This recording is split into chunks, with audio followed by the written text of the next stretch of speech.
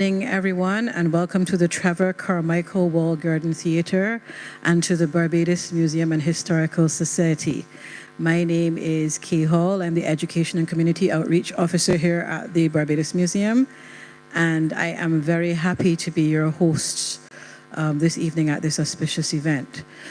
Tonight, we celebrate the life, the work, and contributions, the legacy of Carl Stuart Watson.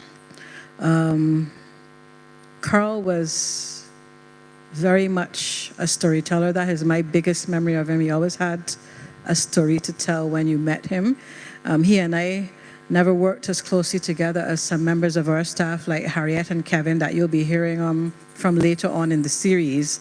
But his contributions were many and varied, and he was to a certain extent a great deal a part of the life of the museum from when he himself was a child. He shared with me a story of the museum being his playground when he lived just down the road. So he became a historian, so of course his life then continued to be entwined with the life of the museum. You can say almost they developed together. I think the museum was a scant 10 years older than Carol himself.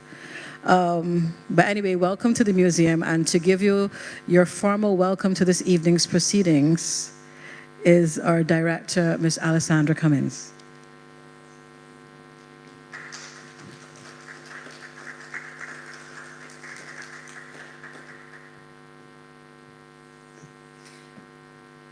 Thank you very much, Kay, and good evening, everyone. We're very, very pleased and proud to be here at this moment with the start of this annual lecture series shared between the University of the West Indies and the Barbados Museum. And the decision taken earlier last year, where we felt it was an opportune time and moment to look in depth and reflect on the contributions, the many and varied contributions that Carl Watson made throughout his life, throughout his career, in so many different fora, in so many different groups, in so many different communities, that it was a very, very enriching moment of reflection to look at each of these things. When we started out designing and developing this series, and Carl was very willing for us to proceed in this way, it was not just a 3-page or 5 moments that we could look at. As the thinking around the lecture series evolved and developed and was redefined and reshaped with the contributions of others beyond Barbados, by the way, well beyond Barbados, wanting to be closely involved in this work. It then took shape, as you can see, with that quite comprehensive program. We realized by November, December that Carl was definitely not going to be physically able to be with us. We asked him whether we should continue. He said, yes, we should. We hoped that he would be able to see or hear things virtually, but it was not to be.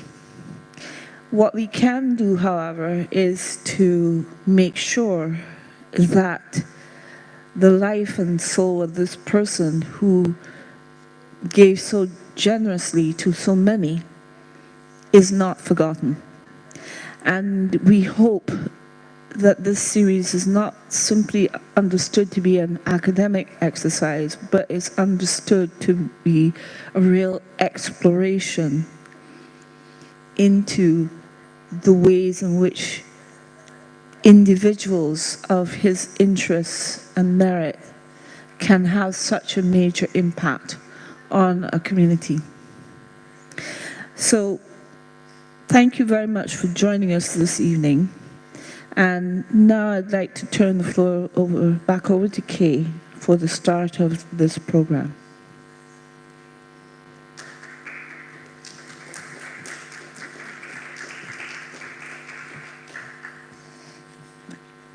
So this evening, we are starting with the screening of A Legacy Unearthed. It is a documentary put together by Mr. Sherwood McCaskey in tribute to Carl, with whom he worked for many years. Together, they documented very many and varied aspects of the history, heritage of Barbados, its natural history, its archaeology. Their subject matter was wide-ranging. And you will perhaps on some of the other evenings be able to see some of the things that they have done together, because in addition to having the lectures, we will probably also be screening some short documentary pieces, complimentary pieces, courtesy of Mr. McCaskey. So you can look out for that coming up with the series as well. So this evening is a documentary about Carl's life in 2 parts. And it is the story told by the many lives that he influenced as he helped build our nation, and they helped build our nation themselves, shaped by his influence and their relationships together. So without further ado, I will turn you over to the screen this evening for Dr. Carl Watson, A Legacy Unearthed. Nevertheless, visitors to the island also were in agreement that something wonderful had happened on this island. We plan to restore it faithfully, do it very well, and I think it will be a stellar attraction. In life, there are some whose passion drives them to perfection, fueling their relentless pursuit of excellence in every endeavor. Each stroke of the brush, every note played, and every word written is infused with purpose and dedication. These individuals do not merely go through the motions. They pour their hearts and souls into their craft, constantly pushing boundaries and redefining standards. My name is Sherwood McCaskey. It is not the type of program which we ordinarily take pleasure in welcoming you to. However, when a man dies in the service he has chosen, it is our responsibility to honor him and his legacy. On January the 11th, 2025, historian Dr. Carl Watson passed away after a life of service to this nation, to this region, and to humanity. This evening we begin a 2-part series where we will celebrate the life, the work, and the legacy of the late Dr. Carl Stuart Watson. Dr. Carl Watson, A Legacy Unearthed. My memory goes back to the early days of the University of the West Indies when he was on the student council and organizing Carnival, for instance, and other events for the university at that time, along with another, I'm talking about the 60s, mid-1960s. And he was one of these people that grasped the opportunities of life from the very beginning. His family says that he was beginning to try to learn to read by himself at 2 years old, and he picked up along that way, good at school and participating in everything that he could.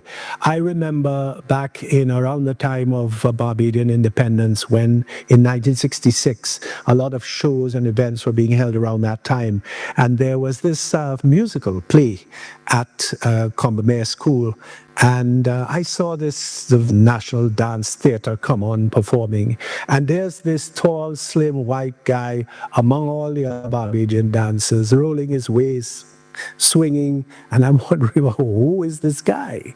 And then later on I asked him, he said, oh, he's a young student called Carl Watson. Later on, of course, I got to know him very well.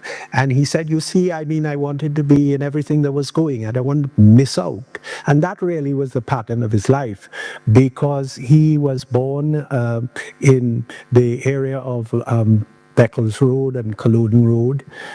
Part of his family, the McClearys, were more on the Beccles Road side, and then the Watsons along Culloden Road. And he always talked about the community there. Dr. Watson, which I knew him as Watty because we grew up when we were young kids. I was living in Darkies Road, and he was living in Culloden Road, at the top of Culloden Road, where it meets Beccles Road. Across the street was the Progressive, in those days, the Progressive bus terminal. You ever heard of the Progressive bus terminal? Yeah, there were all their buses was colored in red and yellow, and they were immaculate. They're really nice buses. Anyhow, Watty and I grew up within reach of one another, and then our parents would, on an evening, would take us all to Bayland, which was a big area in those days. You could run all over the place, and it wasn't like it is today. Bayland was just, I think they had a football field at the time, but other than that, it was just a big open space with 2 horses running around out there even. And they focus on the bay pasture of all the, goings on in sports and children from the Bayland playing. And he always prided himself in growing up within that circuit, that he wasn't a plantation person and tied to a kind of separate society. And therefore, from those early days, he was in the mix of things. After we got a little older, after that, we sort of hung out down in Burke's Beach. And Burke's Beach was down on the sea. And we had friends there, David Burke, and a fellow called Stephen Lewis was also a good friend. I don't know if you know that name, but he became a boxer, and he was very successful. He got a bronze medal, I think, in the Central American Games. But we would hang out there and we would go spearfishing and go over to the aquatic club to play water polo. In those days, we couldn't walk on the beach because we could leave Burke's Beach and swim to the aquatic club, but we couldn't walk on the yacht club. That wasn't allowed. It was before Dar Beach's wine by Gary, so we couldn't go on the beach. Anyhow, we would go across and play water polo and spend all of our days, young days, hanging out at the aquatic club playing water polo. He was a very good water polo player. He played for Harrison College, and he was very good. He got involved very much with swimming and began swimming with the Barbadian Polo Club. He was one of the teams of swimmers. And they, of course, would compete in those days. Water polo was a great thing. And you had even a team from the police service that were involved and others. And so he really was part and parcel of all that was going on and very interested in it as well. He was a good student at Harrison College and loved things like classics and literature and that kind of stuff. So from very early on, he had a very kaleidoscopic, a very mixed interests. He was always a very, very intelligent guy. I mean, we were sort of out spearfishing and all this sort of thing, but he was always a little more serious and about everything. He was okay, but never got upset or annoyed. He was always very cool and calm, but he was very intelligent. You could tell that he was a very smart guy. Whereas we were more interested in what fish we can catch. He would think things out better. I remember going around the point here one time with him in a boat. With 3 or 4 of us in a little Moses, what I call a Moses. We spearfishing. And when we were finished, we got in the boat and somebody had caught a conger, a big conger, and the conger was still alive, and the conger started to fly all over the place in the boat. So everybody is now standing on the seats of the boat because you don't want to lose a toe. And Stephen Lewis, the same guy that became a boxer, he says, oh, leave it to me, leave it to me. He took up an oar, bomb. Of course he missed. bore a big hole in the bottom of the boat, so the boat just went and sunk. And we had a swim ashore by the Hilton, and with the Congress swimming all around the boat. But we had some wonderful days, especially, Carl was always there and made it interesting. After he left school, he went to work at the Royal Bank, and the manager, besides his skills in just being a bank clerk, realized that he had a kind of diplomacy, an openness about him. And so if there were distinguished account holders who were visiting, he would direct Carl to talk with them and organize their business for them. And one of the most famous was the Rainey of Sarawak, Sarawak being a British colony out in the Far East. And she retired. She was the last Rainey of Sarawak, and she retired to Barbados. And so Carl was one of those persons who interacted with her on a regular basis. And she used to give in these fantastic accounts of life in the early 20th century out there in the Far East. And so that kind of link and aspect. But at the same time, while he was dealing with these leading luminaries that came to Barbados, lived in Barbados, or Barbadian, he also mixed with, as I mentioned, in terms of the Bayland and his association with that part of Bridgetown. He was very much in tune with all that was going on in the Carinage, for instance. He said the Carinage was this really colorful place, and then you'd get these women coming off the ships from St. Lucia and Dominica with all their colorful head ties and all of this, and he would follow their Creole patois. And what was remarkable, I always thought about him, was his amazing skill with languages. He would speak French, Spanish, German, and of course the Creole, because when he was lecturing in Jamaica at Mona, he would go across very often to Haiti. And so he was very au courant with the Haitian Creole. And in his diplomatic service, he would also, of course, be skilled in these languages for his work. So he then moved on to university, and he applied and got a scholarship to Gainesville, Florida. Now that is where another aspect of his life, archaeology, came into play. And the University of Florida, Gainesville is one of the key areas for Latin American, Caribbean archaeology where he was. And what always amused him through his life is that all these applications were done from Barbados, preliminary applications and acceptances, and the documents that he needed would be sent back to him here in Barbados, and then he received his ID card. And because he was coming from the Caribbean, they just jumped to a certain conclusion, and so his ID card described his race. Of course, this is Southern USA in the 1960s, as Negro.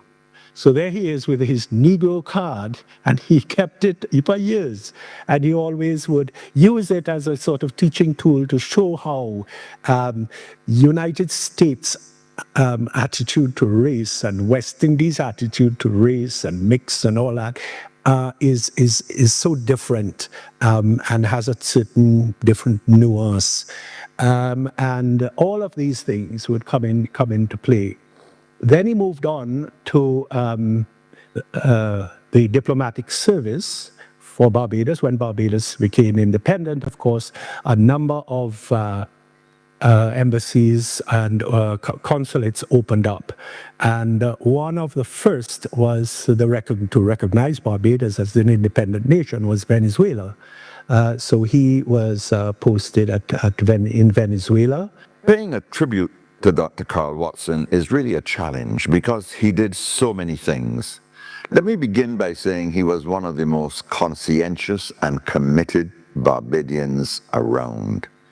He's lived a long life. He was over 80, but he has done many, many things, and they've all been for the development of Barbados.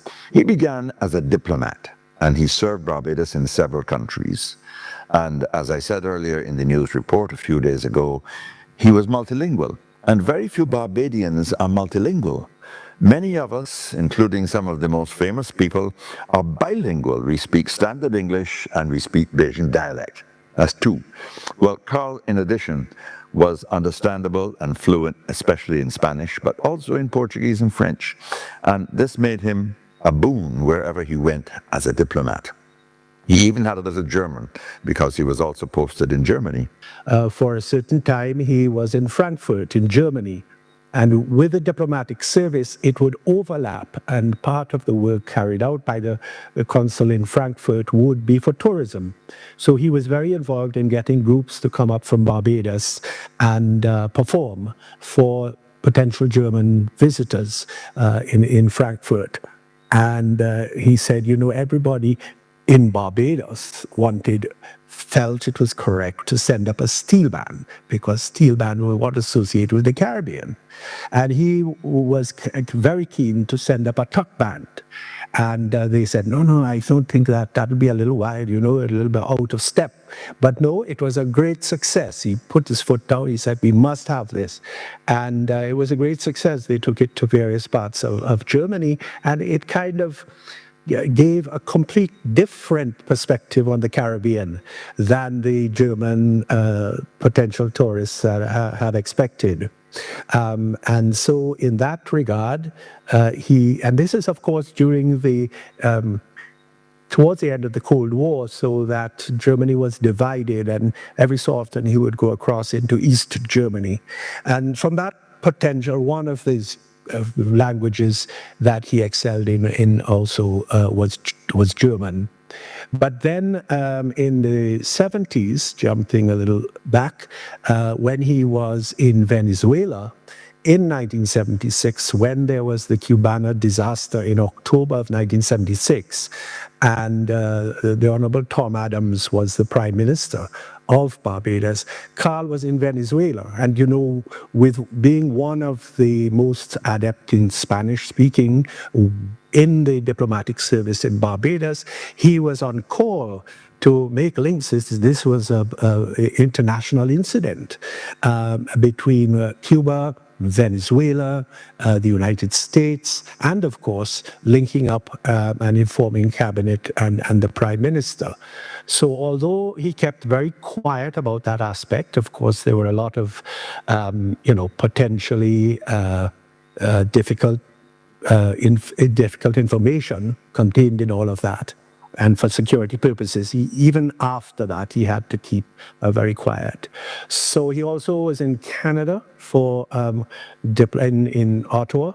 And then he moved on. There again, you get this idea of a person who is can't waste any time, and they're really moving into action on every front.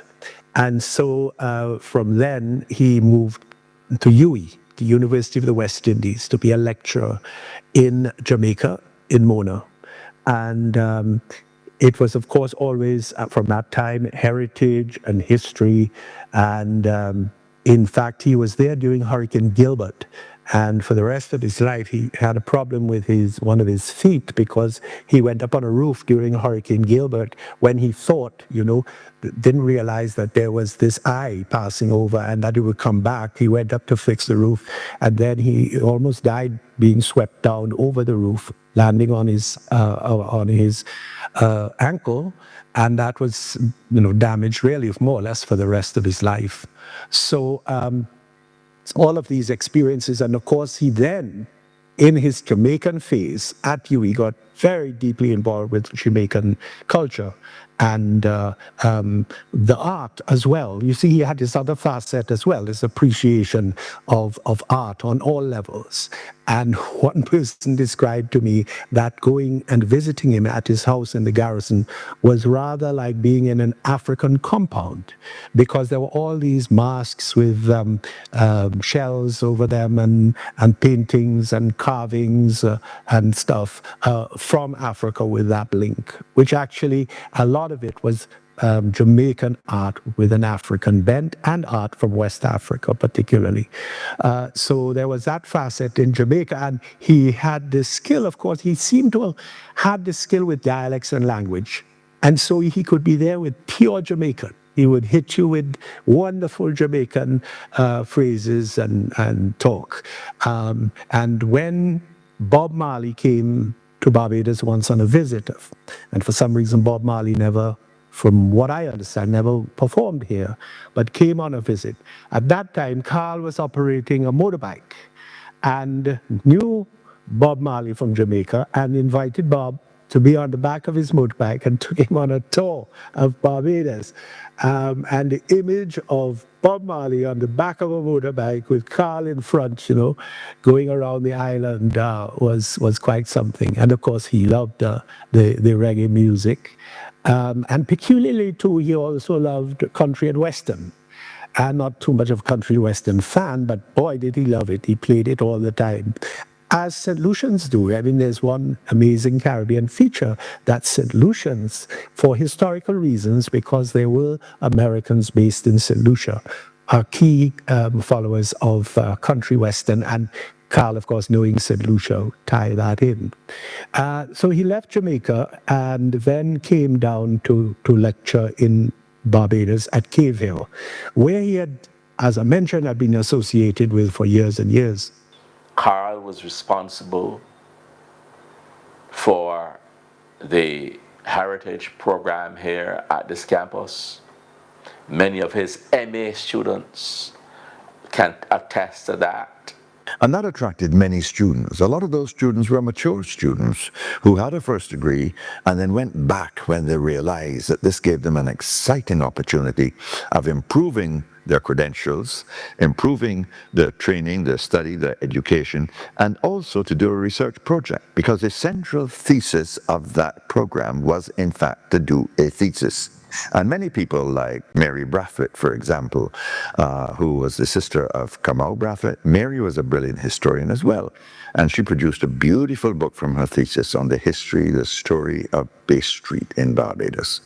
So that is one of the things that Carl did, and it broadened the history field in Barbados tremendously. It oriented a lot of young people towards history research. And that is significant because even though Barbados has a rich history and heritage, we had not really given any significance to the heritage economy or to heritage tourism. So that in the late 1990s and the early 2000s, when heritage was in full swing here at this campus, students got an understanding of heritage and were able to make that heritage studies program work for them. And this, once again, was not just a matter of sitting in a classroom and listening to lectures and studying textbooks. He wanted to get the students out and hands-on to all the artifacts, the places, and the people that are associated with that. And, of course, linking up with understanding Barbadian heritage through its links with other Eastern Caribbean places. And that is key.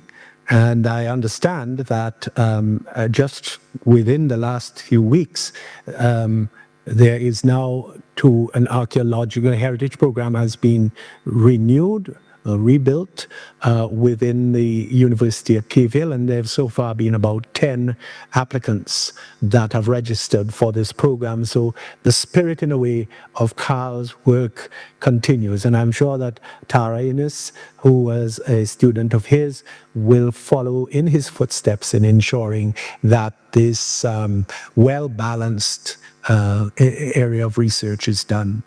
Myself and Margaret Brooms, now Dr. Margaret Brooms, we were his little birds.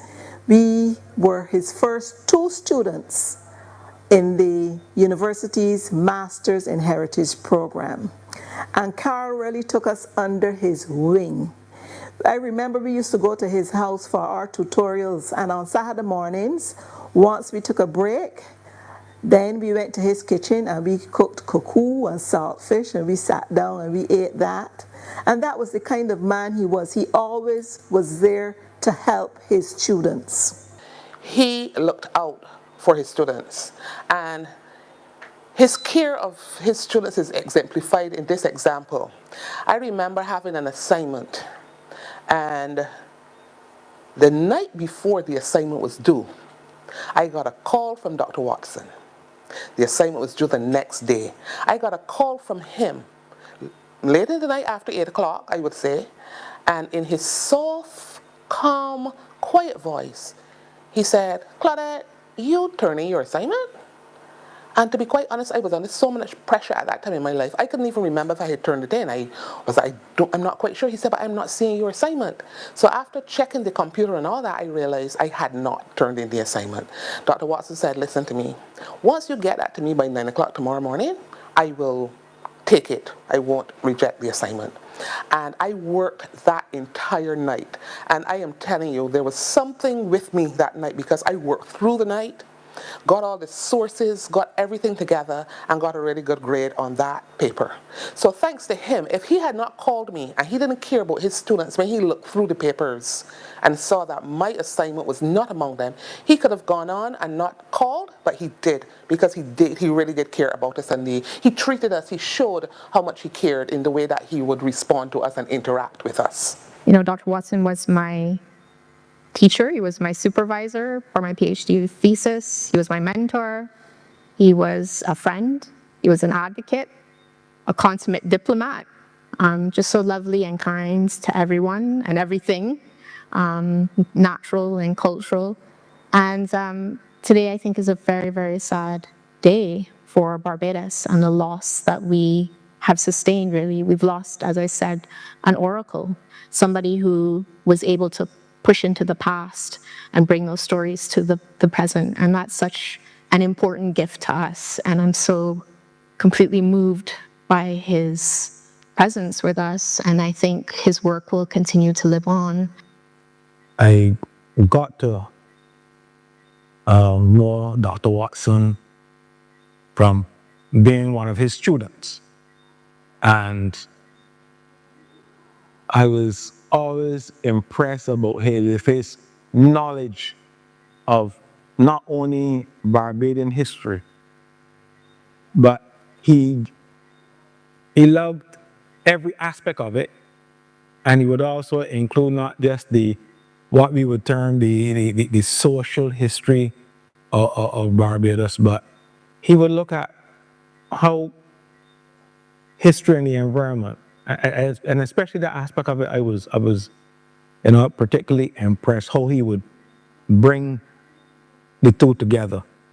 And I fondly remember as part of our history program, his lectures and his presentations, he would sometimes take us on field trips. Carl was the essence of a Caribbean man. He knew his archaeology, his pre-Columbian archaeology, which he was very interested in, the Afro-Barbadian presence in this country, he celebrated. So there's so many facets to Carl that you will hear from his students, from his friends, and from his colleagues. I can also recall his love for Barbados as his country and the love of the culture of Barbados.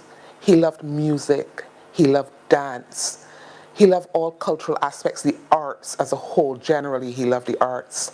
And he would always talk about a dance called the Joe and the Johnny, which is a very old cultural dance in our art form. But as younger people, we don't know anything about the Joe and Johnny. I have never seen it performed. And he would always talk about this, and we are always goading him, trying to get him to perform the Joe and the Johnny for us. And he never did. So I sometimes wonder, did Dr. Watson really know how to perform the Joe and the Johnny? Because he was a really jovial person, a fun person in classrooms. He talked about all kinds of things and told us a lot of things that sometimes were not part of the class itself, but we learned a lot of things from him and got a lot of I don't want to say information only, but he just filled us up with stuff, is what I would tend to say. from his own experiences. He was a diplomat, and so all the experiences that he had meeting different people across the world and going to a lot of the cocktail parties and interacting with people, he shared a lot of those stories with us as well. So he was full of information. He knew a lot of things, and he shared all that stuff, a lot of that stuff with us, for which I will be eternally grateful. It is well documented his love of birds, animal life, and I remember taking us to a swamp to see the migratory birds and the whole life around these wetlands. So in those ways, you have to remember that special way of teaching history. Of course, his tours of Bridgetown and his knowledge of the architecture and some of the personalities in Bridgetown. And of course, he would always reflect, as part of his classes, his life. How his life, in many ways, reflected how he taught his history. Of course, I will say that we always agreed on his interpretations, but the fact is that he shared honestly his views, and we can also, there's much research that he has done that it has contributed to the historical landscape of Barbados, and those things we have to be thankful for. The Barbadian connection was very important because it was his hometown, but he also did not want his students to feel blinkered that Barbados was the beginning and end of the region. And he worked on getting these tours every so often, once a year. Those students who could make it, he would take them to a different Caribbean island, whether it was Dominica, St. Lucia, or wherever. And this kind of filled them in with an awareness that there were these other cultures and other islands with maybe varied outlooks on the world than Barbados. And that was very key because it gave the Barbadian students a more rounded awareness of their place within the region. There was an amusing story once that, he would pick up these sources of information to show how history marched. They were delayed in St. Vincent once. A plane hadn't arrived or had difficulty, couldn't take off, and they were left for overnight in St. Vincent. Hardly anybody could sleep. But Carl picked up a St. Vincent phone book, and he went through the phone book, Bequia, Grenadines, and he pinpointed all the Bajan names, basically to illustrate the fact that so many people, St. Vincent, Grenadines, particularly Bequia, have Barbadian roots because they came across from Barbados and they settled in these islands. All of us who were students of Carl, in the evening, on the news, in the newspaper, we all had something to learn, and I really appreciate his presence in our lives. But there were other things, of course, that he was involved in public education, and this particularly with the assistance of people like Sherwood McCaskey and others in terms of bringing it to the television screen. So we have a number of programs that were done. One of them being the Charter of Barbados, which actually won an award from the Caribbean Broadcasting Union because it highlighted, and this would have been about 2012, highlighted the importance of that charter that was signed at Oistins, Mermaid Tavern in Oistins, back in 1652. So here was another aspect of Barbadian history, very important to world and imperial history that would have been lost had not this focus been dealt with, and also done it on a popular level. And it was, understandable and with due regard that it received this award. I remember him and Lennox Honeychurch in one of the CBC produced videos on Spicetown. That series on Spicetown, where he's taken us through the alleys and the streets of Spicetown, showing us Dutch architecture in Spicetown. A remarkable video. And Carl knew perhaps every single nook and cranny in Barbados. So we've really lost a person who has devoted his life to the preservation of heritage. And his television work was another aspect, because Sherwood McCaskey would utilize people who were passionate about history and who had the knowledge in their head, so that Carl and I and Dr. Lennox Honeychurch and others could simply go on camera with him and talk about the sites that he was filming. And the Spikestown series was an important one that he did. You know, Spikestown has great charm, whereas a lot of Bridgetown has gone by the way and been modernized. Spikestown, up to now, still maintains a certain character of its origins, and that important exporting port for the north of Barbados, and the way in which, for instance, in relation to the crisis of 1652, when the Roundheads and the parliamentary supporters were crashing in Barbados, and the Admiral Isq came down to Barbados, anchored off Spikestown, and basically tried to hold Barbados to ransom for about 3 months. All of this was focused, although we've heard of Oistins, focused in the region of Spikestown.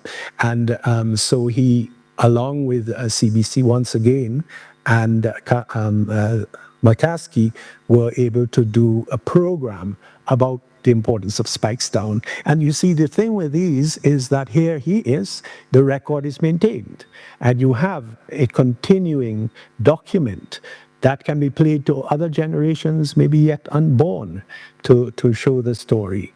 And so that was an important component of his. And of course, he would always be asked to come on the television to talk about certain issues, whether it was about the monuments, the tombs of Barbados, or the wildlife, or the trees of Barbados, and the way in which they integrated with the society at the time, and in a continuing manner.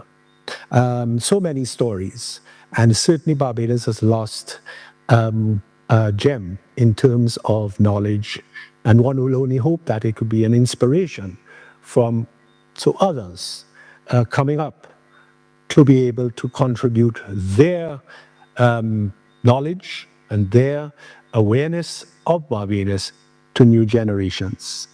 Carl stood in the vanguard of the preservation of heritage in Barbados. He wanted to see the heritage economy thrive. He wanted to ensure that our buildings were not torn down by people who just wanted to build anew. And that is why Carl was on the scene when the government was thinking about the tearing down of the building of London Bourne on Bay Street. And Carl wrote to the press, he protested, and the government still went ahead. But Carl was resolute in maintaining that the building should be preserved. And of course, other buildings as well, other sites as well. And of course, Carl was one of our leading historians, offering his insight into Bridgetown and its garrison and all of that work to ensure that Barbados got World Heritage status. Dr. Watson can be described as prolific and balanced in the way that he approached history. Another historian, author, Maurice Greenidge, who is also steeped in history in Barbados, had great interactions with Dr. Watson. And so I would have spoken on the passing of Dr. Watson Morris Greenidge and I would have had some conversations, and Morris remembers him as prolific and balanced. That's what he would say about the long-term relationship that they had. He would call Dr. Watson would call him, they would discuss stuff, bounce ideas and information off each other. And so Dr. Watson has had a long relationship with all things history, Barbados. And as a result of that, he is a great loss to us. And I hope that a lot of us as his students have imbibed some of the things that he has left with us, so that we've not totally lost all that he would have put in all the years that he would have taught history, practiced history, and he would have given his history in different ways through different media. He was an actor. He acted out his skits, and that's one of the things I do in my tours, getting that from him. Sometimes history can be a dry topic depends on how you do it. If you don't have a great love for it, people can find it boring, so you have to find ways to do that, and Dr. Watson was very good at doing that kind of thing. He acted, he danced, he sang, and, he was great at what he did. So we would have gotten a lot out of Dr. Watson, a lot over the years as Barbadians. We would have learned a lot of him and from his experiences. A great researcher, writer, and teacher. Like I said before, he would have taught us so many things and transferred his knowledge to us in a great way. Carl was a wonderful historian, a historian who sought to develop the history of Barbados, who sought to uncover the history of Barbados, who sought to give us new knowledge as a country, new knowledge as a republic. And I want to highlight about 4 books that he has written in his career. I think he's written more than 4, but this one here, Barbados First, The Years of Change. And this is Barbados in the 1950s, 60s, even before that, 1930s, etc. It is a pictorial book, and you have a lot of photographs of old Barbados, but you also have, for example, the write-up as well. And this is a photograph of the HARP project at Foul Bay, and Errol Barra is there in the photograph, and there's a write-up on the HARP project. So that when you go through this book, you see lots of interesting photographs. This is one here on the Sir Garfield Sobers when he was knighted at the Garrison in 1975, shaking the hand of Queen Elizabeth II. So this really shows Barbados growing up in the colonial period and then in the post-colonial period. And this is a magnificent piece of work, and I hope that we find some funds to reprint this, to republish it, and to ensure that these copies are in the diaspora, that these copies are seen and read by Barbadians, throughout this land. And Carl also wrote a book on the Newton slavery experience. It is called A Kind of Right to be Idle, Old Doll and Her Family. And what he did there was to really give us a synopsis of what happened during slavery on a plantation. So he talks about the escape of Elizabeth Betsy Newton, who in 1795 left the plantation, went to St. Vincent, then somehow got a captain to take her to England, and somehow got some connection to take her to the home of the absentee planter, a man called Thomas Lane. And she knocked at his door, and Thomas Lane was probably surprised to see an enslaved woman from Barbados come in to have 2 interviews with him. in which he chastised the planters here in Barbados and asked for the freedom of her son Robert. Carl brought that story to Barbadians, brought that story to the world. And then we find in around 1798, he brings another story of this Newton experience where it was Easter and the planters had gone off to Bathsheba to enjoy their recreation, enjoy the surf and enjoy the health of Bathsheba. And the enslaved people decided they are going to have a fun day at Newton. And when they came back, they saw donkey races going on, selling and people selling rum. There was this woman called Old Doll selling rum from her rum shop. So they had a fun day. And that book introduces us to the life of the enslaved people at Newton. Wonderful book. It's a thin piece, but really well written, well illustrated, and that is the book I would want to commend to all Barbadians, a kind of right to be idle. He produced a book which is a classic. It was called The Civilized Island Barbados, and that book was the result of his PhD thesis on basically 18th century Barbados, because in the 18th century Barbados was almost a product of what was called in Britain the Age of Enlightenment or the Age of Reason. He shows how Barbadian society developed, how the English brought their institutions to Barbados, and how the English brought their place names to Barbados, and they colonized this space. And it is important for us, therefore, even as a republic, to look back at those years of colonization to see what were the major aspects of that colonial society. And Carl, in his book, points us to those aspects. And there were scientists living and working in Barbados, coming out of Barbados.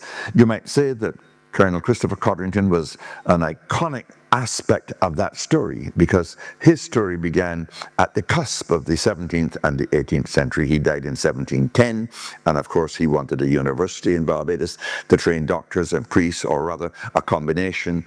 And in his will he said training students who, having been trained in medicine and surgery and theology, would then be better able as healers of men's bodies to cure or heal their souls, to deal with their souls. So Christopher Codrington was almost in anticipation of that age of reason, but it was a very prominent aspect of Barbadian society in the late 18th century, at the time when people were recognizing that slavery was going to come to an end. It had to come to an end, and there was a great abolitionist movement which was actually co-led in England by a Barbadian called Alleyne. And that is another man whom Dr. Watson wrote about and brought the famous John Alleyne, the lawyer, who was an abolitionist in Britain fighting for abolition, to the attention of Barbadians through the Museum Journal. So I have spent a long time trying to persuade Dr. Watson to have a new edition of The Civilized Island Barbados republished, and that is something that Sally Miller of Miller Publishing has undertaken to do in the coming year, I hope. It's a very important historical document and a crucial part of Barbadian historiography. But he also has an article, a very good article, in the Journal of Barbados Museum and Historical Society, which he edited for a long time, over 20 years. And this is in the 2000 edition of the journal. And it is about the iconography of the Bassa Rebellion, in which he brings to focus, he brings to life the hidden aspects of the rebellion, what we call the non-military aspects of the rebellion. And what Carl was able to uncover using the British archives were these photographs, these images of the enslaved people and what they were thinking about, what they were really after. And my view is that the enslaved people were really after independence. And Carl was able to show us that they drew an independence flag called the Endeavour flag. And that Endeavour flag is online for most people to see today. And it's a flag with a black man and his wife. It is a flag with a ship, a British warship. And the black people in those days were thinking of an alliance with the British Army, fighting the enslavers here in Barbados. It is a flag that shows the enslaved man or the formerly enslaved man with a rifle by his side, meaning that he's going to protect that freedom. For us, therefore, that is significant. It is a significant find because these people were serious about taking the country. They were serious about independence and being masters of the country, not just to rise up and rebel and then what, but to take the country and rule the country. And that article and the iconography of the Bassa Rebellion, or the 1816 Rebellion, is, in my view, a very important find, a very important piece by the late Dr. Watson. And he not only wrote superb editorials, he was a great judge, and he was a very, very good editor, proofreader, and so on. His proofreading was good, his editing was good, his journal selection was good, and his journals were very balanced. And he himself, of course, in addition to writing editorials, wrote some superb articles, some on general history, some on people, individuals, some on birds. One of his articles was particularly interesting. It was a man called Rachel, Joseph Rachel. He was a black businessman who did extremely well a couple of 100 years ago, and very few people knew about him. In fact, I venture to say that there couldn't have been half a dozen people who'd ever heard of this famous, brilliant merchant in Barbados. He was quite an amazing man, and his story is told by Dr. Watson about 10 years ago, 2014 or sometime back then, before he gave up the editorship of the journal. And I well remember when he wrote his editorial for his last issue in the journal, before passing it on to Professor Pedro Welch, he said this was a labor of love. And you can understand that. A full-time job, almost, but entirely unpaid, editing the journal every year. I must say that I tried to persuade Dr. Watson, and I'm still trying to persuade Professor Welch, that the Museum Journal, which is a small octave-sized journal, does not allow for the proper presentation of photographs, tables, and maps. And I've been saying for 20, 30 years, back when Peter Campbell edited the journal, that it should be a full-size A4 journal, like most journals. And that would allow you to read the maps and read the tables and read the captions and see the details of pictures without having to use a magnifying glass. So that's my message in this interview. That is something I didn't succeed in persuading Carl and the editors of the journal, the other editors in the Museum Council, to produce a larger format journal. I still hope that that will happen, to give due credit to all the lovely photographs that get included by people like Dr. Watson and others. Beautiful photographs of birds, detailed historical maps that you can't actually read. These deserve to be larger. Just after he retired, he dedicated his time to a book that is called, published by the Barbados Museum, edited by Sir Woodville Marshall. It is called Place Names of Barbados. And Carl was one of the contributors to that book. is called Of Halls, Hills, and Holes. And Carl, I understand, contributed significantly for St. Lucy and for St. Michael. So that even though he retired, he did not hang up his boots. He was still writing, he was still researching. And we have benefited tremendously. The country has benefited, the university has benefited from Carl's work as a historian. And he's also brought us brought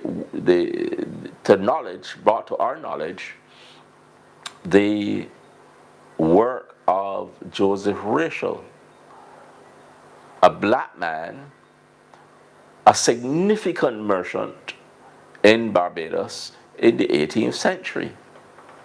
And I think Carl was able to point out to us where he's buried in St. Mary's churchyard. And these things are important because we normally view slavery in a one-dimensional way.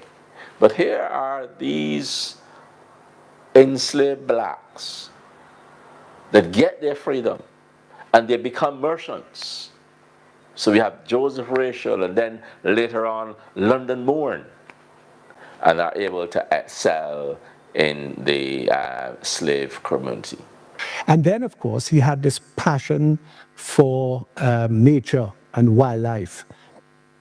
And he was a real fighter for the protection of wildlife. I mean, the whole effort that he made towards the establishment of the protection of Graham Hall Swamp, for instance, and the getting of an American millionaire, Canadian, I think, Peter Allard, to finance the purchase of the lands at Graham Hall for their protection. Dr. Watson was also a bird watcher. That's one of his areas of tremendous interest. And I remember once he told us at the National Trust Council table that 2 birds that would come to the little table on his patio for the grub that he would give them, and he gave them names. But that was the kind of person he was. He was intimately familiar with birds. He knew them all. He knew their names. He knew everything about these glorious birds of Barbados. And he did a lot to protect birds. He was not in favor of the bird shooting at the swamps. And that led to the development of the clay pigeon shooting in Barbados instead. And that was not limited to Barbados, because he introduced Allard to the forestry department in Dominica. And they purchased a large area of land for the protection of the national bird, the Cicero parrot, Amazona imperialis, and the second one, Amazona orisiaca. That was the red-necked parrot.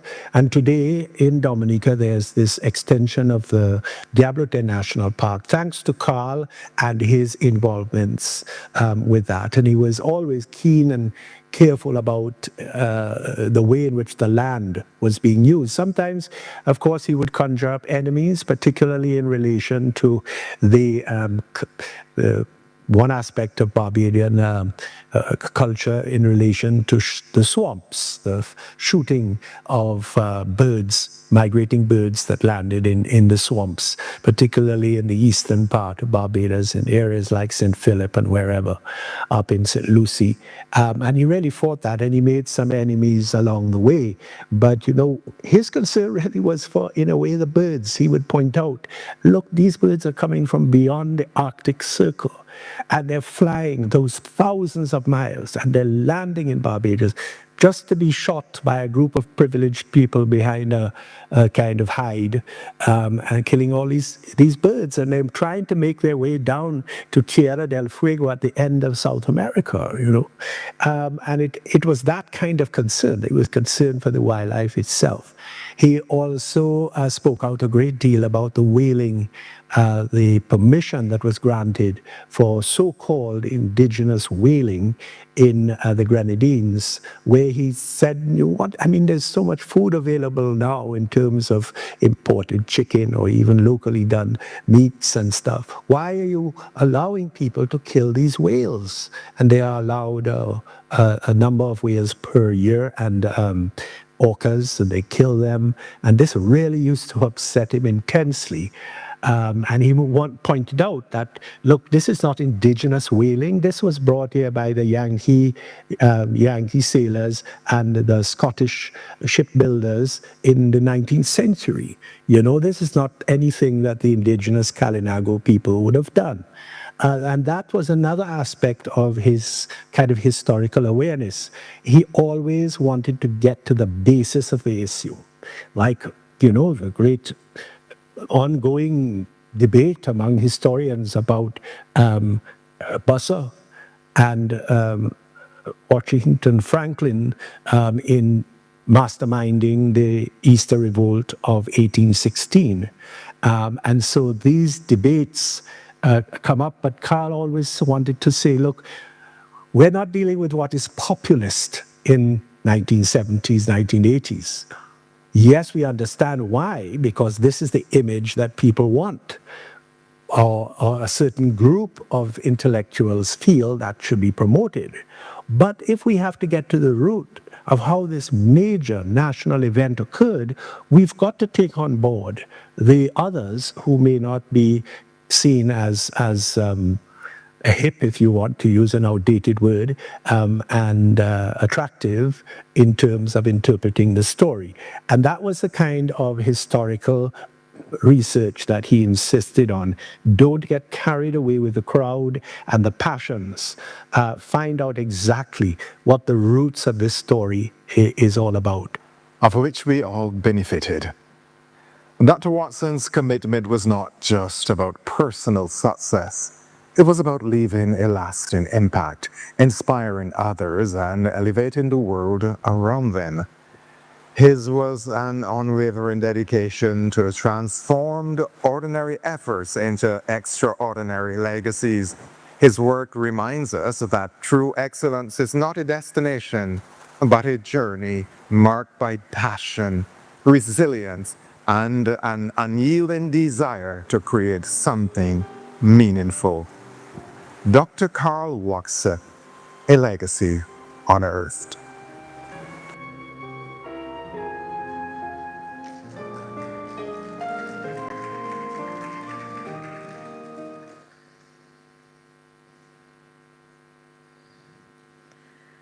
That brings us to the end of part one. We will have a brief 5-minute intermission so you can stretch your legs, take a little visit to the facilities, etc. We'll begin again in 5 minutes. Thank you.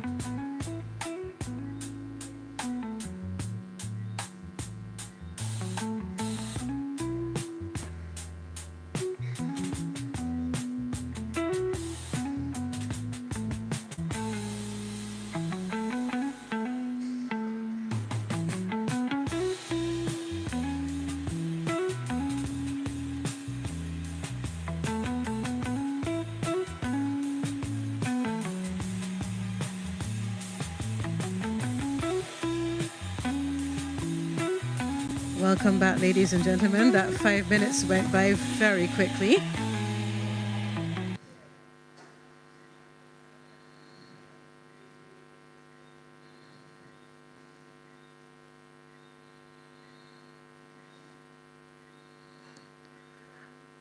Welcome back to part 2 of this evening's program. We hope that you find it just as riveting, as engaging as we did part 1. Carl has lived a long and varied life. There are lots of stories to tell. And the rest of the series is going to be very much like that. We've encouraged our speakers not just to speak of his achievements and what they know of the things he has contributed, but also to share those very personal stories which will give you an idea of the man behind the legacy. Thank you so much, and on to part 2. This is part of our heritage, and tourists, when they visit Barbados, they're interested not just in the sun, sea, and sand, but they're interested also in aspects of our heritage, of our culture, of our history. Now, this is a marvelous example of how our heritage is being conserved and preserved.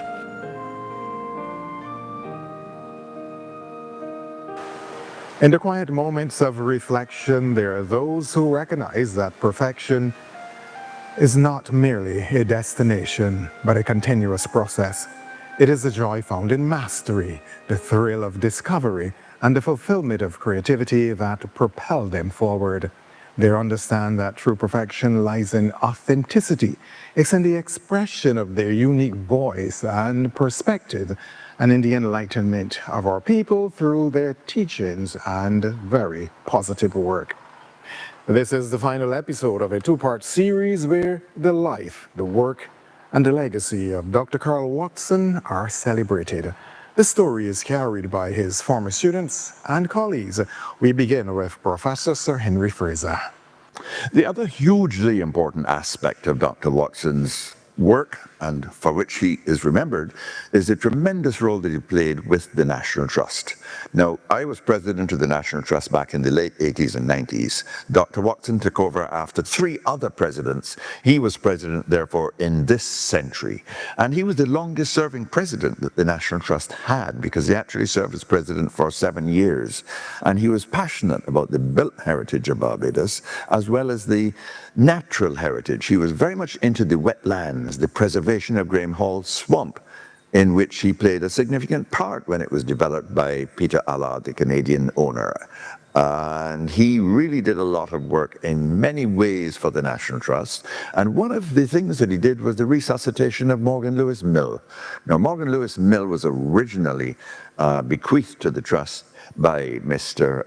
Bannister, and it was put back into action as a result of the concept, the vision of Paul Foster as director of the Trust, and Colin Webster, who was a vice president, and then the supervision of the development of the machinery to work again with an English millwright helping. That was all supervised by our director at the time, Penny Hynam. And so the trust used to work again, and every tourist season it would work on Sundays, and people would go down and be able to grind their sugar cane and drink their cane juice like in the good old days. So Carl was very important in terms of the work of the trust, and like me, he also went on television promoting the goals of the trust and the need of the trust.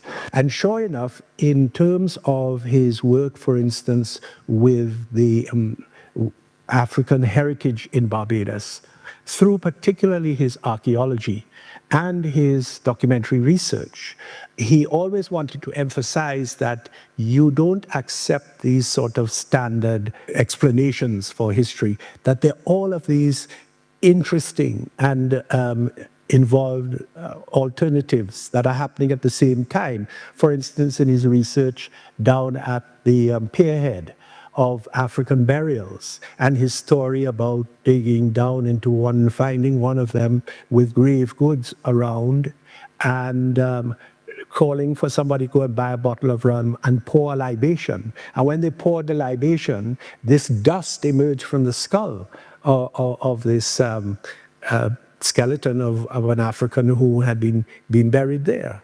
Carl was a nation builder, in my view, because of the work he undertook in archaeology. He wasn't a trained archaeologist, but Carl still conducted archaeology. Carl led the fight to have archaeology taught here at this campus.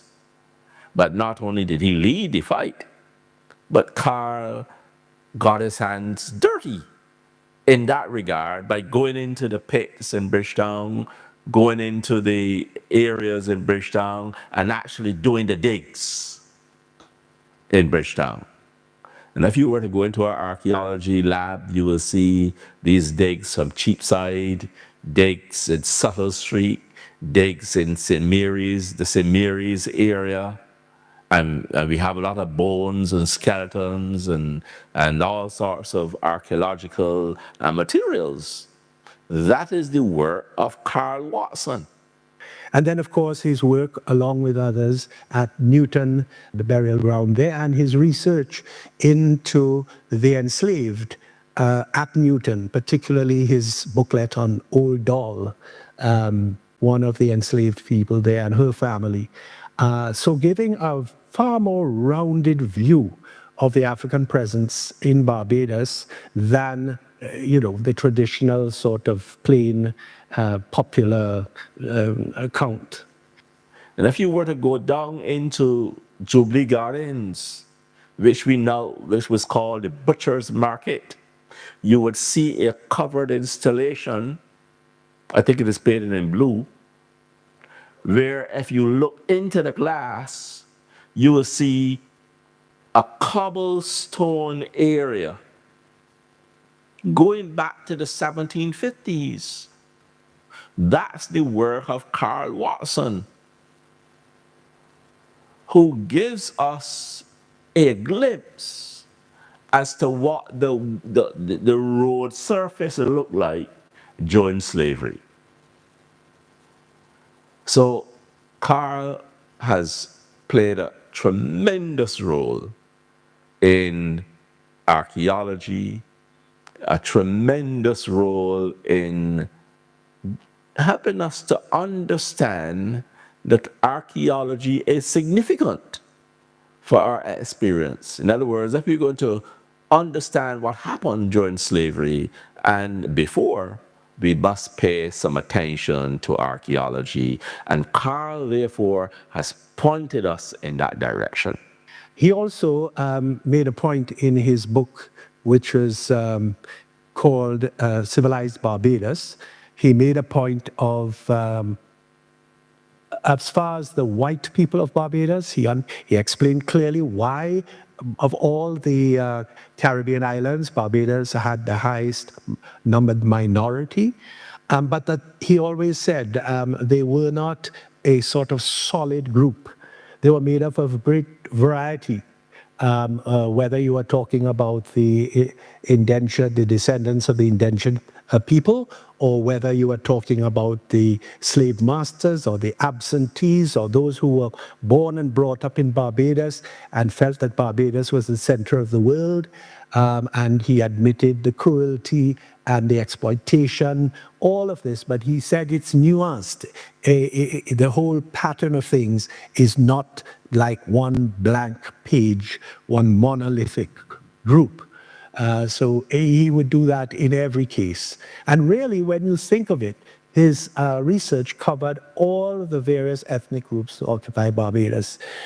He was an expert in the pre-Columbian Barbados, the Barbados before any of the European arrivals, and the work that has been done on the indigenous settlements around the island to show that there was this vibrant life prior to the arrival of the Europeans and the naming of Barbados and all.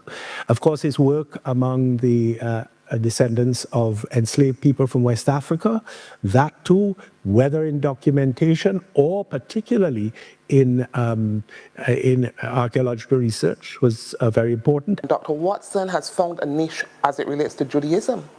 He is the person who has the most history or has researched and written the most on the Jewish population and community of Barbados. So that in itself, extremely, extremely important. He was instrumental in a lot that went on in the restoration of the synagogue carried out some 4 decades ago, and further improved in recent times.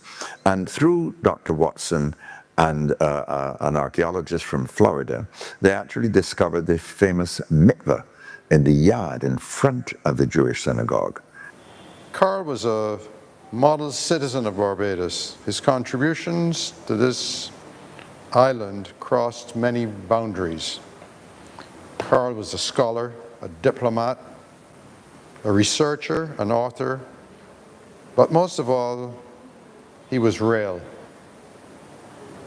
Carl was giving, and to that extent, his contribution to the Synagogue Historic District, from the development stage to its completion and even to the time of his passing, was important. It was a labor of love. I had the privilege of interacting with Carl wearing several hats. We both served as presidents of the Barbados National Trust. We connected at the university at Cave Hill, where as chairman, I interacted with him as a professor. But most of all, I connected with Carl as a dedicated researcher of the history of the Jewish settlement in Barbados and the history of this Needhe Israel Synagogue. As editor of the Museum Journal, Carl wrote about the Jewish history in Barbados. As professor of archaeology, Carl researched the iconography of the graveyard. His special interest, of course, was the tombstones. And he knew those tombstones almost, you might say, intimately. He interpreted them, he inscribed them, and he took people on tours of the synagogue, and particularly of the cemetery, describing the important people buried there back in the 17th century, because the synagogue goes back 360 years to the 1660s. It's a very ancient synagogue. So these are his tools. And he also was a scribe, so he wrote with a feather. And he blew the shofar, which is a sound of a ram's horn. So he was, which meant that he was a, but they tell you everything. I don't think it's in English.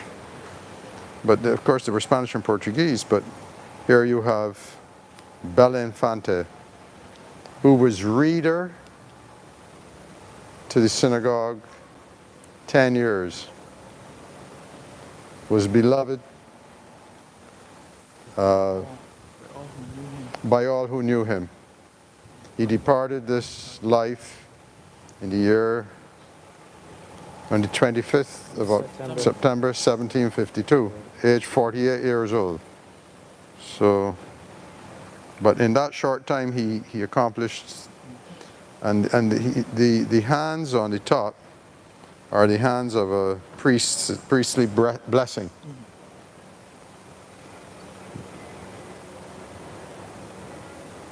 So this is Bela Infante. So when you talk about iconography, this is what he would study, of course, and the various languages in the synagogue are Portuguese, Hebrew, English, and finally there's one called Ladino, which is a Portuguese, Hebrew mix of language. To understand all of the markings on the graveyards and the word SA, for instance, you'll see on the graveyards, which is sepultura, which means a grave. Look at it there, sepultura. You see it spelled out? So these are all things that you can, there was a book written by a Barbadian lawyer by the name of Eustace Shilston, which is Monumental Inscriptions in the Jewish Graveyard in Bridgetown. And that book has all of the records of all the graves and their names of the people. And the most amazing thing is that most of these names, or if not most, I should say many of the names, remain in Barbados among the Barbadian society. And you know, names like Daniel, Messiah, names like Bueno, which was Bino, and you keep going. But of course, Barrow was the one that we'd always talk about. And although we don't have Belafontes in Barbados that I know of, the records in Jamaica with Harry Belafonte was Jamaican. And this is Belinfante, which is the Spanish version of Belafonte. So these were the things that you know, that you would spend time and then you check the records of these people and how they're all interconnected. Now, Barbados has a very important link with the Jewish community in the early days of colonization, and the links with Brazil, for instance. And he was a keen follower of Brazilian history and also a speaker of Portuguese. So this helped as well. So Dr. Watson was really an expert on the Jewish history of Barbados, and he's contributed articles on that in the journal, and he's contributed to a book about the Jews in the Caribbean. The ancient Jewish history of Barbados is a very interesting one. There were very prominent Jews in the good old days, and they intermixed deeply with the Barbadian society, and they played a very, very important role. And of course, there are many people today in Barbados who claim Jewish history going right back, including our famous national hero and Prime Minister, the late Errol Barrow, who claimed that Barrow was a corruption of the name Baruch, and that he himself also had Jewish ancestors. So that's an important point. Carl's visit to London to research records in the British archives on Barbados Jewry left and fed information into our overall development plan. His major contribution, and one that was of significance to this project, was his introduction and work with Michael Stoner, a doctoral student of his, working on his dissertation in archaeology. This led to the discovery of our own historical mikveh, or ritual bath. The Jews who lived here in the 17th and 18th and 19th centuries and who built this mikveh, first of all, they did not call it a mikveh. They called it a banyo. The archaeology has revealed much about the history and the construction of the mikveh or banyo. Michael Stoner. We found perhaps maybe one of the most significant parts of the Jewish community, and it's called a mikveh. It's a Jewish ritual bath. My right-hand man, Urban Johnson, he was over here excavating, and he came across a step, and he said, "Hey Mike, I found a step." I'm like, "Okay." So we started following the steps down. We ended up going 13 feet down below the surface, and we found a chamber. And as we excavated it more, we found that what dirt was in there had turned to mud. So we dug a little hole and let the water fill up, put a pump down there, and we just started pumping out the water and taking out the mud, and just kept on going and kept on going. Finally, we hit a tiled bottom. And once we hit that, we cleaned it up, turned off the pump, and the mikveh began to rise up with water again. So it's a natural spring-fed mikveh, and that's in keeping with the Jewish tradition. After Dr. Watson went to London to look at the archives at Bevis Marks Synagogue in London, and in that he found historical records relating how there was a mikveh here in the 18th century. I was able to look at the minute books of the elders or Mahamad who controlled the affairs of the synagogue, again revealed much about this ritual bath, and also revealed from their account books that there were some modifications undertaken at different points in time. This was almost exclusively used in the 17th and 18th and 19th century by Jewish women who lived in the inner core of Bridgetown. And they would come here between the hours of 7 and 9. There was a lady who lived in the house here who would help them undress, etc. And she was called the banyadera. There was a mikveh attendant. Now this attendant is typically female. Through the minute books, I've identified the names of all of the banyaderas from at least 1760. And what she did, her function was to accompany the Jewish women who would come down and use the mikveh. She would say prayers with them, hold their clothes, meet them with the robe, meditate with them, and that was part of the ceremony. So she was an integral part of the ceremony. And then the lady would descend into the mikveh where totally naked, devoid of any jewelry or anything like that. She would perform her ritual bath or ablution. And after that, she'd be cleansed and ready to resume her life. His knowledge was deep. And his life was dedicated to his study, you know. So he was an important part of the repository of information on Barbados, the history of this place. And he took a special interest in this synagogue. The interest that he took here was beyond anyone that I know, including people of the community. And you know, he was taken by many people to be a part of the community. I said that, you know, because he just did a lot of work here. This was a work of love, as I said. When we first came here, it wasn't brick, but this was a road surface that went right across. So you didn't know that there was anything there. So the road surface went right across. And I mentioned Shilston, who wrote the book with the records of the tombstones. And in the book, he also had a little bit of a research that he had uncovered, and he included it in the book. And he showed that there were foundations of an old structure that was here. So when Carl came here with his student, he said, look, let us see if we can explore the foundations of this structure. So they came here, and they started to clear away and found the wall. So that was the first thing. And literally the wall that they found was at the road level. Anything above that road level is newly built about 15 or 18 years ago, 20 years ago. But below that road level, it was all the student dug out and dug around here. And you can see the bricks that they found. You see that is bricks and that is stone, so that was new. The bricks were there before. And then when he dug here, he found these steps. And he dug. Have you been in here before?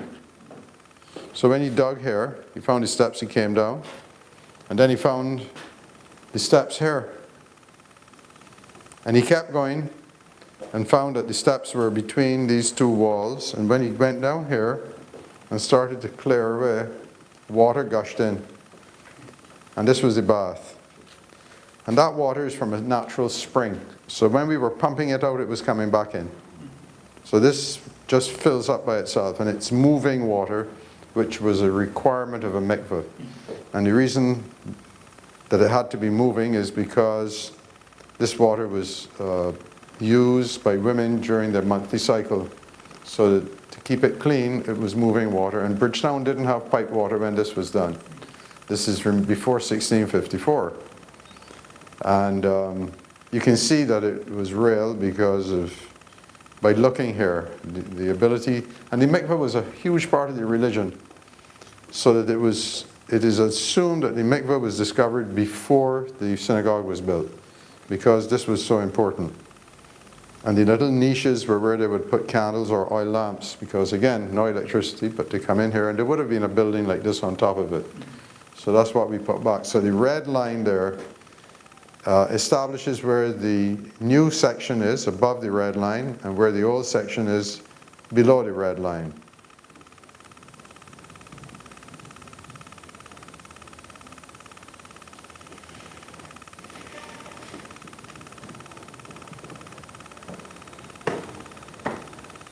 And these are all boards that they put up to help describe what it's all about.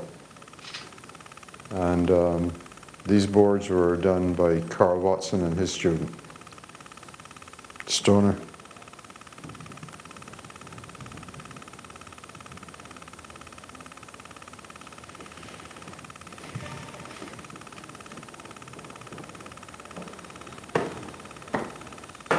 And you have two more boards up here telling you how it all took place.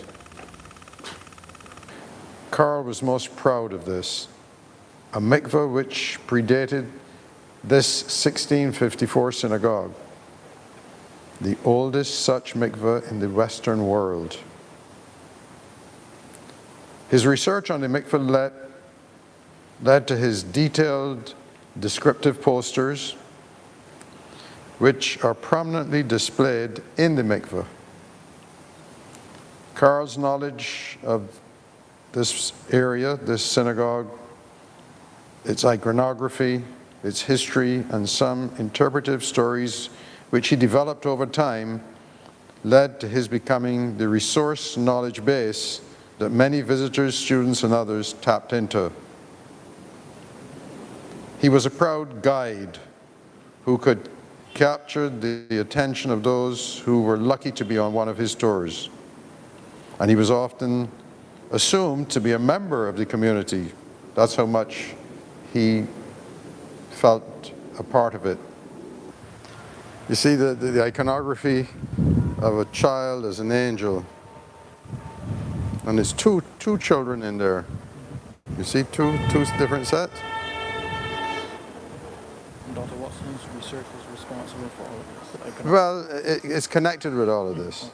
So he was fascinated by all of the carvings and the iconography, all of the sort of way that carvings were used to describe so many things. And what we try to do here is to pull at people's emotions. That's why the floor is done to look like graves, but it's simply cement, there's no graves. And the walls are walls of Barbados coral stone, but in Jerusalem, buildings are required to have a high percentage of Jerusalem stone, which has a similar texture to coral stone. And so it's emotive to people that may have seen or known. You know, if you don't even know what pushes you to think, and the music as well. And then the display looks like the synagogue building with the rounded corners. So these are all things that touch you without you realizing it. And we normally go that route, but because of what we're looking at the tombstones that Carl and those people would have. So you can see all of the things, the iconography. And this a lot was his research.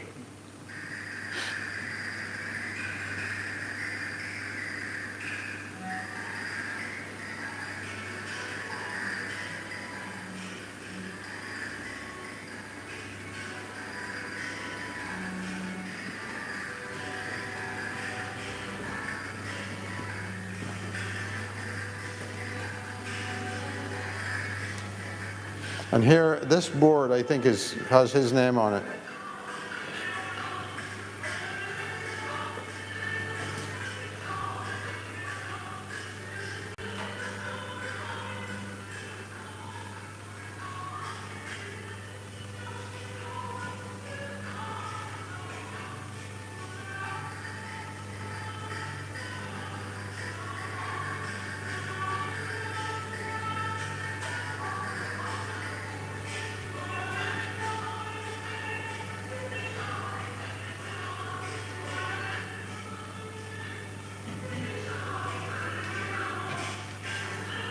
And, you know, again, you have all of the different markings. And even these are tracings from graves. I think they're blown up slightly because on the graves they may be a little bit scaled down. Those are the artifacts that we discovered. These are the artifacts that were discovered from all around here. What happens is that Barbados was a transshipment point of fine china from England to the United States. So if you go anywhere in Bridgetown and start digging, you're going to find broken china. And they talk in terms of millions of pieces that were shipped through Barbados. You can see here, it's been neatly brushed, and a number of artifacts are exposed. And just from the surface here, I can see a piece of blue and white delft. I see a large fragment of a conch shell. And remember, conch was utilized as a food source. Barbadian redware.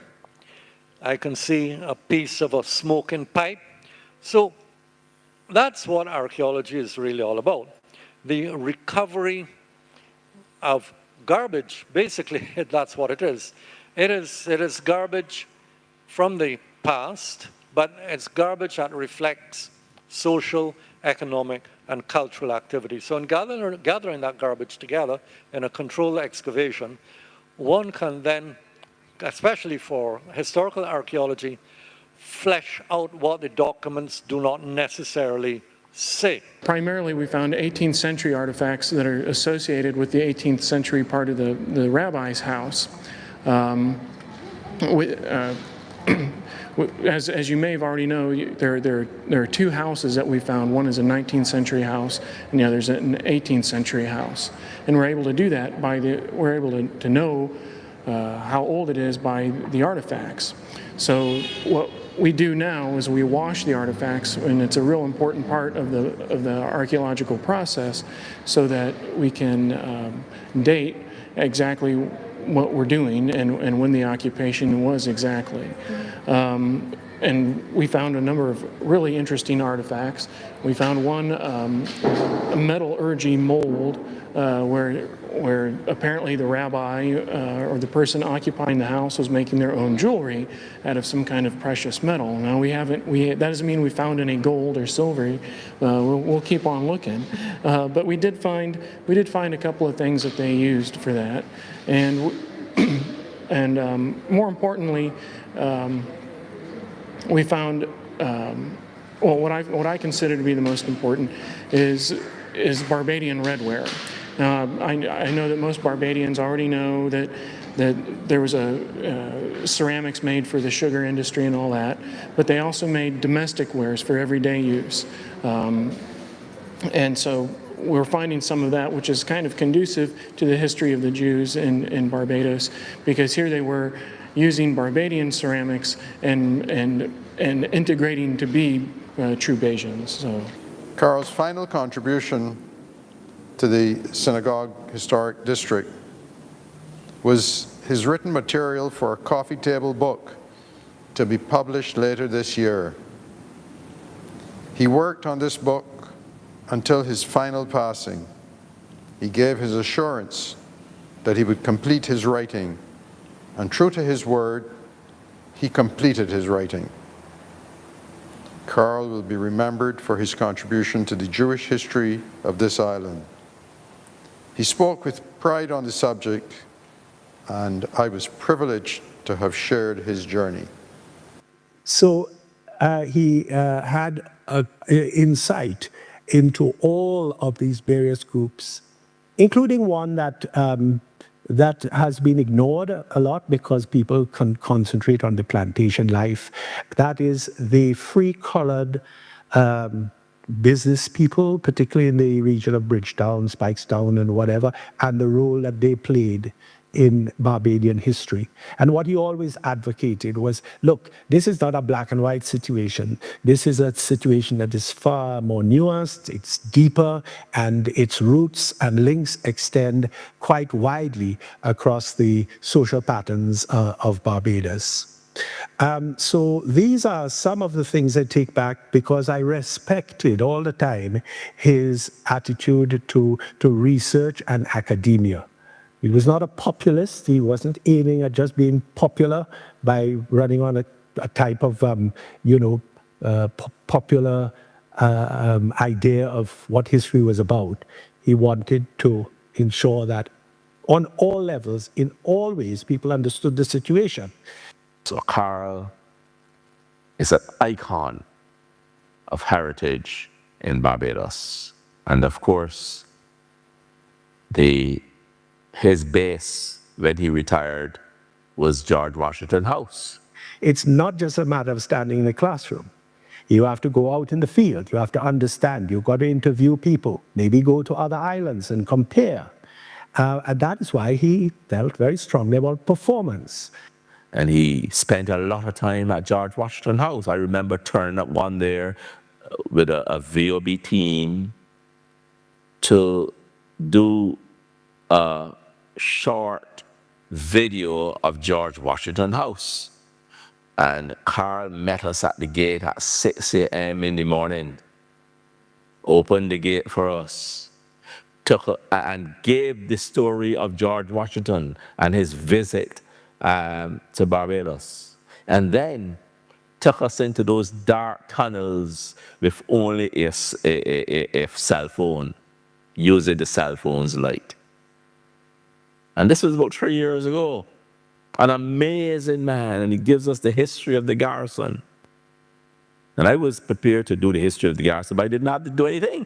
Carl did it for me because he had so much knowledge of the garrison, so much knowledge of George Washington. For years, he acted as George Washington at the George Washington House for the famous Dinner with George, where he would regale the diners about, in that very house where George Washington stayed for about 6 weeks in Barbados, about his life in Barbados and how that influenced his future to become president of the United States, first president of the United States of America, and the influence that that Barbadian visit had. And indeed, we will miss an important person, an important historian whose work helped us to understand the importance of heritage. And then, of course, to make the point further, Carl was, in my opinion, an excellent tour guide. And he would take people on the bus without notes, without pen, without paper. And Carl sits there in the front seat of those tour buses, and he's talking about everything Barbadian. The flora, the fauna, the history, the heritage, everything Barbadian. He's talking about birds, he's talking about monkeys, he's talking about rivers. Then he got in big trouble for dressing up like John Powell and jumping up down the street in Whole Town. That was another element of education, saying this is a character, a Barbadian history. Like it, don't like it, hate him, but it happened. And that was his policy as well. And you know, other academics, of course, would always sling some shots at him because of this very unusual pattern of popular education and public education, if you want. And for instance, this year, 2025 is the 400th anniversary of the arrival of John Powell, and then what led on to the 1627 full settlement and all these things. And his argument was, look, you can't escape. You can't go back and tear them out of history. They existed. So you have to understand that this is part of the story, however good or bad it was, you know.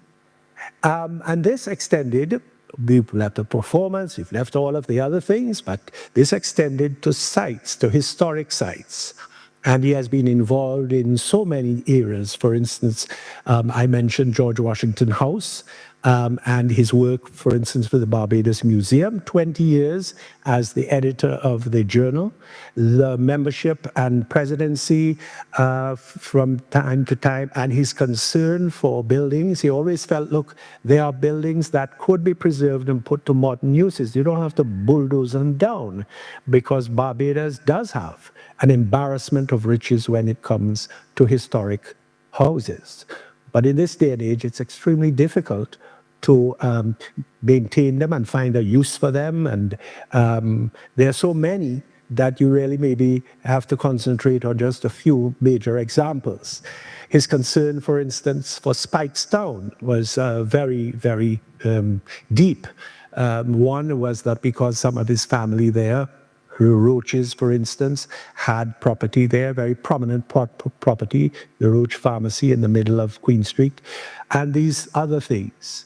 And the importance of various plantation houses to the people who live there, whether it was Drax Hall and Colleton up in St. Peter. All of these things he had learnt about, he had studied, he had researched, and so they had a very important impact on him and his advocacy on that regard.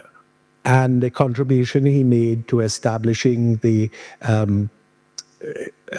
along with others, historic Bridgetown and its garrison as a UNESCO World Heritage Site, and his disappointment, as happens, is disappointment that it hadn't kind of blossomed to its full fruition. And here and there, so much was lost on the way, in spite of the verbal promotion of it as a World Heritage Site. But then, in actual fact, a lot of it went by the wayside, or fell apart, was destroyed. So throughout his life, he lived this passionate life, dominated by this deep love for the island. Another area that he was a key player in was the Carolina connection. The fact that emerged, well, it had always been there, but it became popular and promoted from, I would say, the 1970s, but particularly later on, pointing out the fact that Barbados in the 1660s became the group that left Barbados became the establishers of the Carolinas, South Carolina, North Carolina, what they became. And it was realized that this would be a very useful and important link for tourism, but also for academic research as to how this link developed. Because Barbados, you see, became a center for resettlement elsewhere. You had Barbados established from the early 17th century, but then as things changed in Barbados, people left, for instance, to go down into the Guyanas, and the Willoughby family settling down there in the Guyanas. Others coming to other parts of the British West Indies, particularly places like the Leeward Islands, the Codringtons going to Antigua, for instance. And then you also had, as things changed, in Barbados with the rise of the sugar industry, which changed the whole social and landholding pattern of Barbados. There were many people who were pushed out by it, landowners who took their enslaved people with them and went and established colonies up in the Carolinas. And Carl Watson was very keen, and once again, on many levels, to link and make people aware of those connections. Whether it was people from the Carolinas coming down here as tourists, as they did, and then showing them around the island, and along with people like Sir Henry Fraser, for instance, developing the knowledge and awareness of this link in publication of papers and booklets related to this. So that Carolina connection was very important. But once again, Carl would not rest with just a documentary article about this connection. He would go up to talk both in the Washington case at Mount Vernon to actually deliver lectures in the United States, but also in the Carolinas to lecture on this link back when with the Barbadian connection, and performances as well. Once he brought up a tuck band, and he felt, goodness, what is a tuck band without the performers? It's one thing to have the music, very melodious, but there's one character within it, the Mother Sally, who is not represented in this tour. So he decided, and he always pointed out, today we have the Mother Sally as a woman, because it's kind of difficult to find any men to put on a big skirt and wind the waist, walk up around a tuck band. But Carl decided he was going to show the authentic thing, as it would have been way back in the 17th and 18th centuries. And so he went to a dollar store, got a wig, and found a dress from somebody. And I have seen the video. He put on an entire performance with the Tuck Band in a library in Charleston, South Carolina, performing the full works of the Tuck Band, Mother Sally, and all the associations that go with it. And the people sitting around, I'm sure, in the weeks and months from now, all have their own stories of Carl.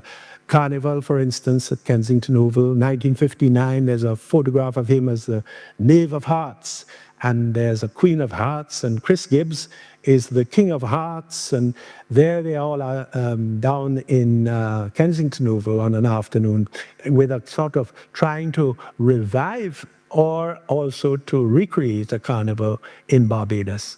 So in all these things, Carl's were involved. And I think I've touched a bit about the wildlife and his concern for animals and stray dogs and the RSPCA and all those other people around Barbados that are concerned and care.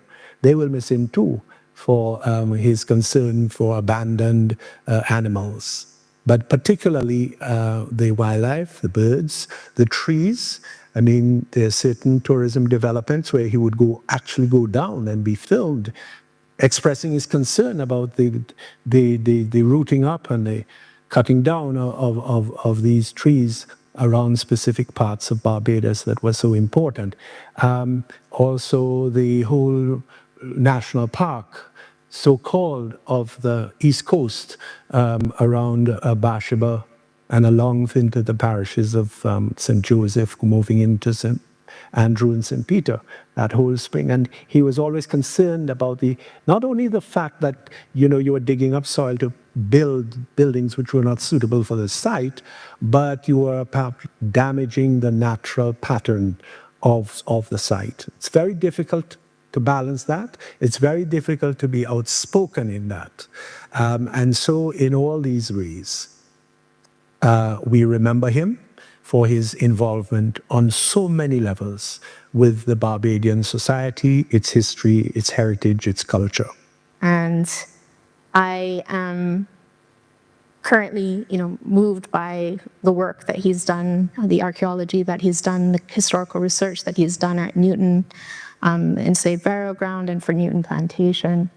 And this is an important space for that connection as well. Being in Christchurch, and all I really want to say about that is that let's honor that gift, the gift of his scholarship, the gift of his research, the gift of his passion for archaeology. Let's give it back and kind of come together as he wanted us all to understand our landscape, to understand our history, to understand our role on the landscape in history.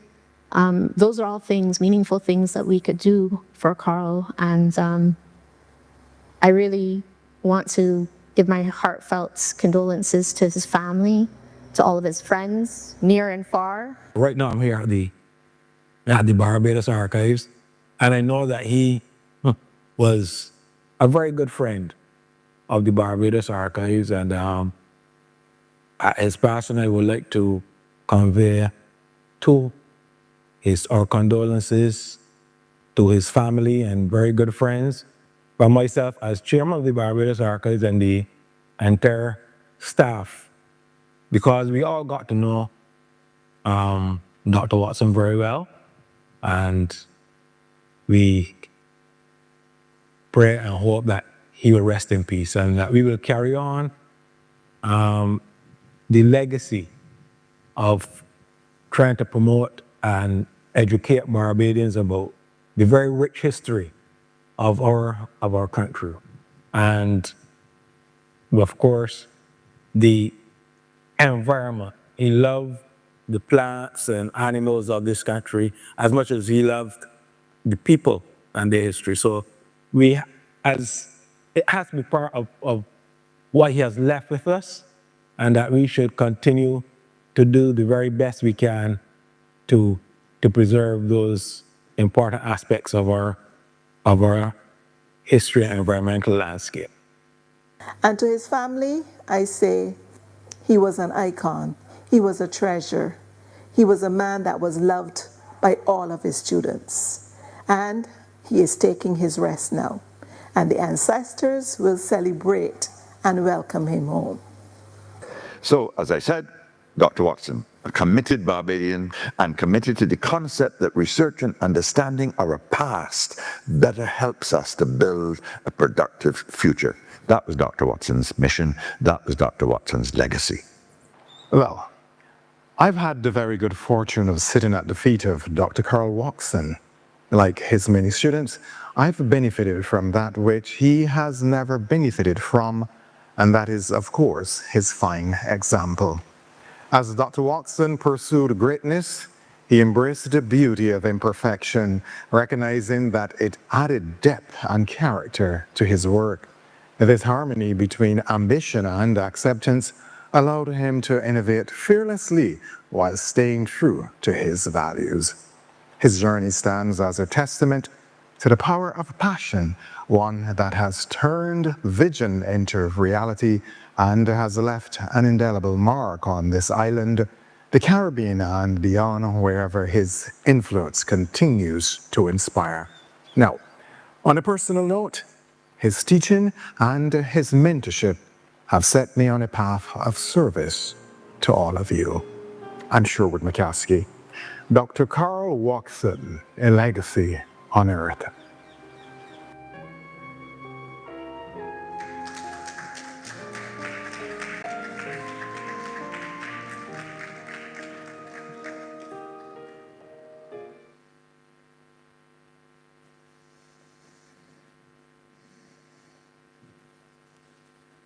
Thank you so much, everyone.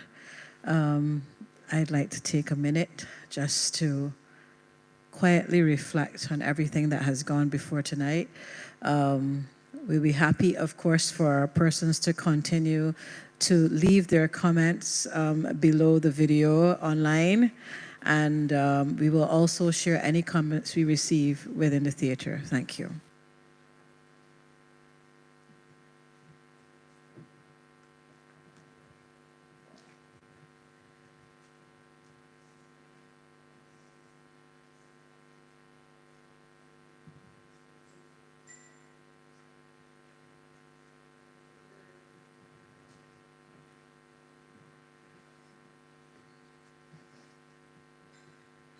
Before we depart, just to let you know, the next event on the 12th of March will be Mr. Kevin Farmer, and he will be talking about Dr. Watson's many, many efforts, both in Barbados and across the region, and indeed at the international level as an archaeologist. He's been Kevin's mentor for a very, very long time. Kevin and he first met, Kevin was one of his students. At the University of the West Indies, and it's arguable that he's one of the people who contributed to setting Kevin on the path that eventually ended up with him becoming the Deputy Director of the Barbados Museum. And Kevin has got many interesting stories to share, I know, because I've heard some of them myself. So do come back on the 12th of March. We look forward to seeing you, and have a great evening, everyone.